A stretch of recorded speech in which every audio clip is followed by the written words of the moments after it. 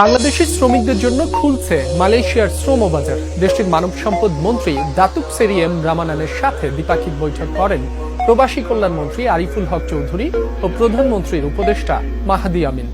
পরে সংবাদ সম্মেলনে তারা জানান, দ্রুততম সময়ের মধ্যে শ্রম বাজার খুলতে সম্মত হয়েছে কুয়ালালামপুর। আগস্টের শেষ সপ্তাহে শ্রমিক পাঠানোর লক্ষ্য বাংলাদেশ সরকারের। মালয়েশিয়া থেকে সহকর্মী মনিরুজ্জামানের পাঠানো তথ্য ও ছবি নিয়ে ডেস্ক রিপোর্ট।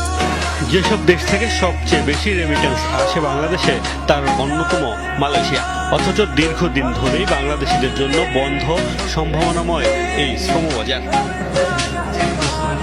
অবশেষে আসার কথা শোনালো সরকার। মালয়েশিয়ার মানব সম্পদ মন্ত্রীর সাথে শ্রমবাজার ইস্যুতে দুদিন বৈঠক করেন প্রবাসী কল্যাণ মন্ত্রী আরিফুল হক চৌধুরী ও প্রধানমন্ত্রী উপদেষ্টা মাহাদি আমিন। বৃহস্পতিবার বাংলাদেশ হাই কমিশনে তারা করেন সংবাদ সম্মেলন, জানান দ্রুততম সময়ে শ্রমবাজার খুলতে রাজি হয়েছে কুয়ালালামপুর।